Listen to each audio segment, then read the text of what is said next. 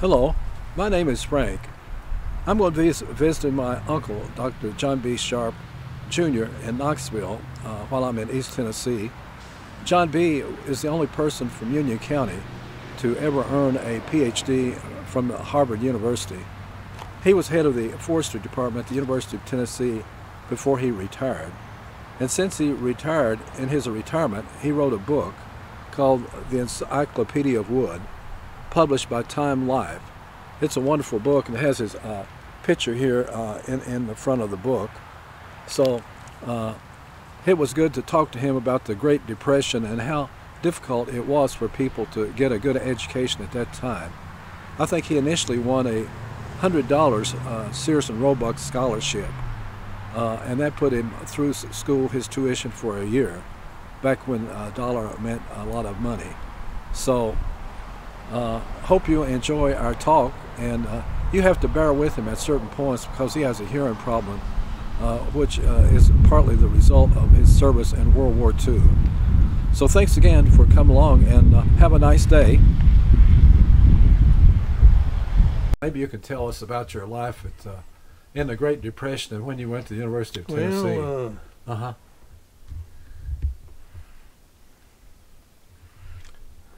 Editor over at the university, she's put together A book. a book called The Life and Times of John B. Sharp. Yeah, that's a nice book. I've looked And at it. it gives a good bit of this background and history. Right. The Times were hard. Of course, what you had Pearl note, it was before your time. Yeah. Back in the war. See, the Depression. The Depression years. Right. Times were The hard. Depression years of the 30s. Yeah. Before you was born. Right. At the service station, gas was 28 cents a gallon. Yeah, that's amazing. See, and the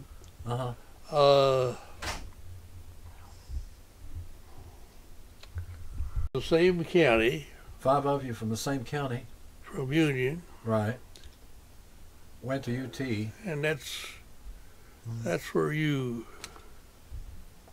your heritage is. Yeah, and you got a room. Pearl, I don't know where she worked for TVA. The first I heard of her. That's right. Yeah, that's right. But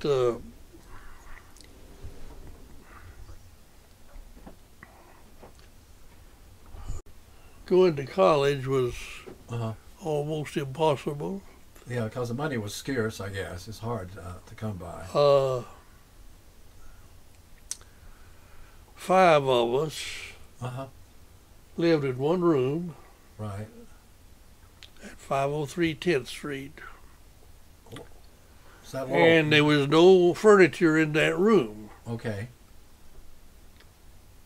The landlady said, if each one of you will pay me $5 a month, I'll have $25 a month. Right. And I'll be happy, and you'll be happy.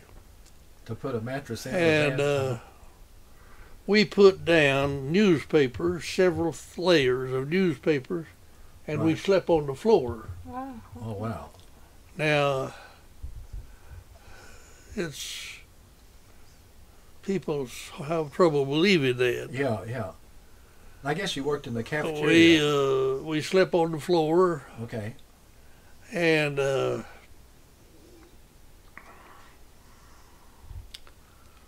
got along pretty well. She did supply us one blanket. Oh, okay. Well, in cold weather, one blanket's not much. I believe you, yeah. Now, these kind of things that were going on at that time, right. It's hard to believe now. Yeah. The Nazis trying to take over and everything. But you worked at And I'll UT. tell you another thing. You worked in the cafeteria, I believe. Yeah. All of us worked at Miller's cafeteria. Miller's department store had a cafeteria on the 5th floor. Oh, I see. And we all worked there. Okay. Now you could eat for a quarter.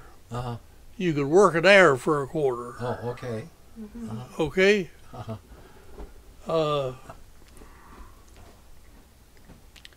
My job was to take care of the pantry. Okay. The food in the pantry. Right. Part of it was in the refrigerator. Part of it wasn't. Okay. Now, the middle of the afternoon, Frank. Okay. When you got tired. The middle of the afternoon. Yeah. If you drink a quart of single cream. Yeah, of cream. You won't be very hungry when night comes. Oh. I see. See? Right. It would stay with you. Jake Rich was a retail groceryman. And Jake Rich, we bought beef stew from him, 24 cans in a case. Okay, 24 cans. And he charged us $1.50 a case. Oh, I see.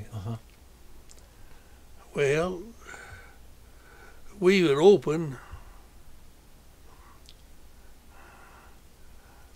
and we studied mostly at the library. Right, okay. But we slept in that one room. And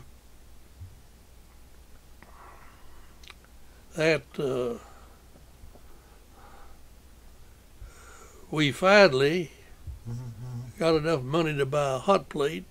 Oh, wow. And so we would warm up a case of beef stew. And we made out on that. Oh, I see. You'd split it apart. At night. So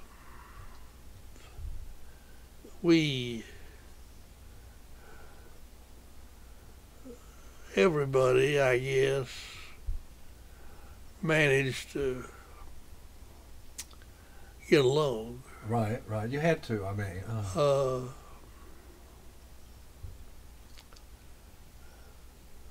All of this wood, Frank. Oh, on the wall, all the wood. Is Native American chestnut. Oh, wow. This is chestnut wood down here in his study. Now, the chestnut, about the time you was born, right, that would be 1941. Was attacked by a virus, the fungus really, and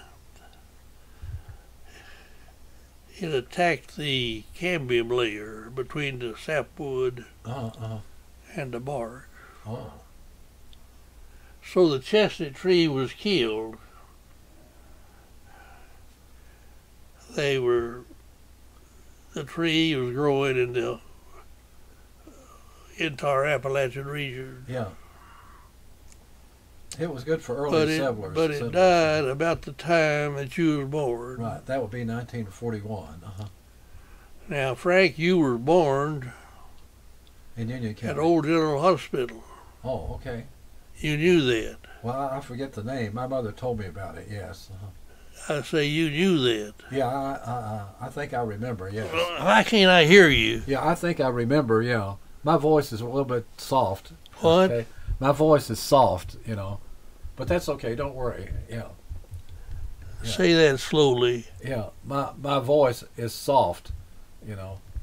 It's not too strong. It's pollen or something. Okay. Yeah. Well, the Veterans Administration are working on my hearing. I see. I don't know how